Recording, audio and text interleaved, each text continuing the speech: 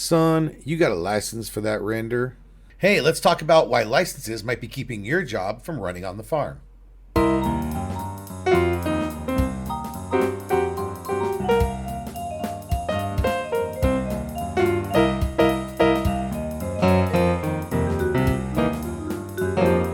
Don't forget to subscribe and thumbs up if you like it, thumbs down if you don't.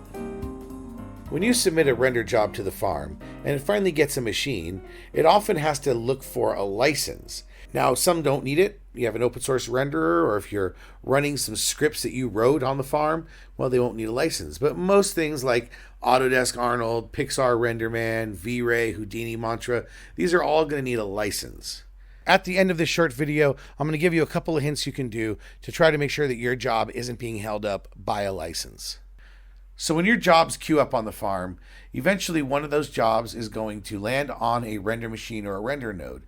And that job is going to go ask for a particular software package to run. In this case, it'll pull Maya from the application server. And then it's going to need a license from the license server. And you only have so many licenses per site. Now, many farms don't monitor this. And when they do monitor it, it's often imperfect. So a lot of farms aren't that smart and they just act like a maitre d'.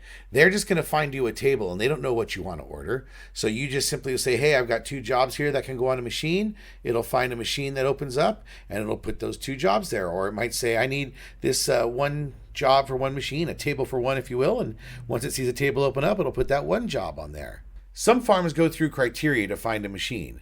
One of those criteria might be, does it need a license? If the farm is license aware, you will make better use of your licenses. So let me explain the different types of licenses that are out there. I'll cover 4 main types of licenses that are most common.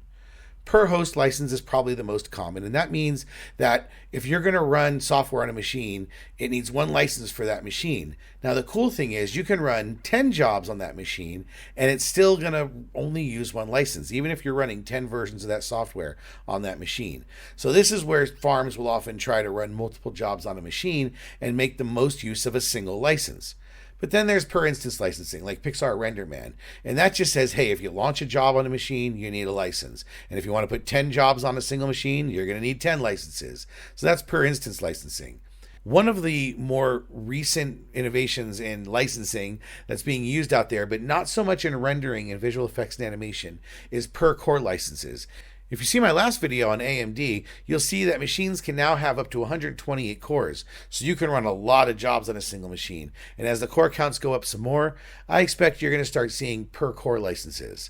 Finally, you have per user licenses. This is something that people are being exposed to if they use Autodesk Shotgun, or what they're now calling ShotGrid. This is where basically a user checks out a license, and as long as it's that user, they can run as many versions as they want. It just is 1 per user. So that usually means that there has to be a unique user ID associated with checking out that application from the application server. Now, if your farm is not license aware, one of the common ways people will manage their license counts, if they only have, say, 20 per host licenses of a certain type, well, they'll take 20 machines and just tell the farm, run these jobs only on those 20 machines. That way they don't ever run into any license problems. But that's really not the most efficient way to hard silo off your farm. And anytime you create a hard pool, that's usually a sign that you're not being as efficient as you could with your farm. Some farm schedulers will have a counter where they're counting their own usage. And each time they grab a license, they go, okay, well, that's 1 of 20, that's 2 of 20. But they're not the only ones who are using licenses. There are users out there who are checking out licenses, running local renders. So the farm only knows about what the farm is running. So you can see where using that counter method means that the farm can still run out of licenses and put on some jobs on a machine. And then all of a sudden it says, nope, no license available, and the job fails. This is common. And this is why the counter method doesn't always work well. So if your farm has a counter system, such as Cube, what you want to do is you want to periodically update the farm with how many licenses are in use.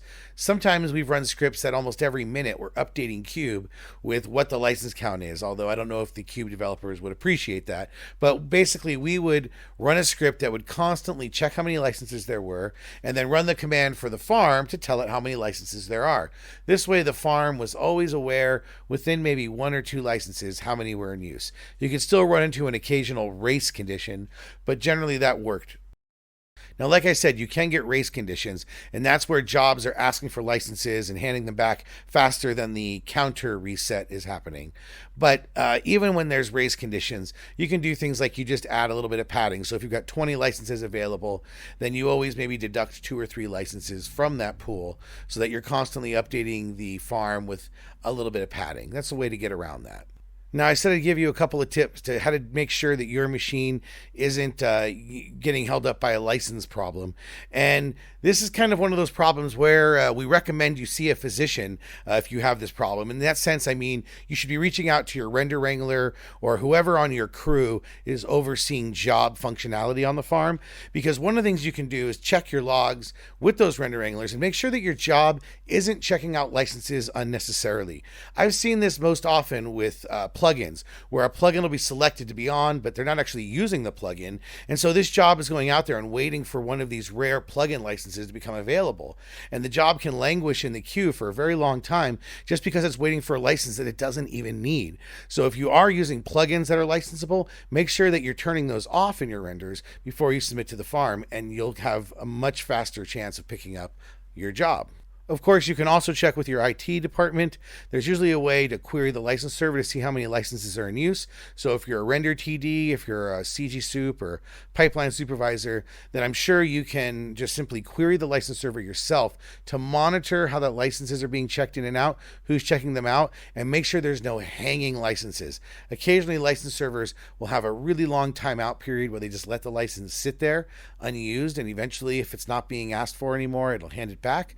But you want that window, that timeout window, to be pretty darn short. So make sure that somebody on your crew is actually querying the license server and monitoring that usage, whether it's the render wrangler or someone on your show. Every license manager has a way to query it at the command line, a very lightweight, simple query that nearly anyone in the studio can run. So check with your render wranglers, check with your CG soups and pipeline soups, and make sure that in the list of things that you're checking to make sure that your job isn't being held up on the farm is that it's not checking out a license that it doesn't need to check out, or that it's not trying to check out a license that's being held up by the license manager. And again, they can just query the license manager to check that out. So if you have common issues with jobs hanging on the farm, I'd love to hear what are the reasons that you have, or what are the things that you check for when you're trying to figure out why your job isn't running on the farm. So maybe drop a comment in here. I'd love to hear from you. And stay tuned for the next episode of Why Is Your Job Not Running on the Farm? And hey, to the artist community, don't forget to log out tonight so the render farm can use your desktop as a render machine. Thanks, everyone.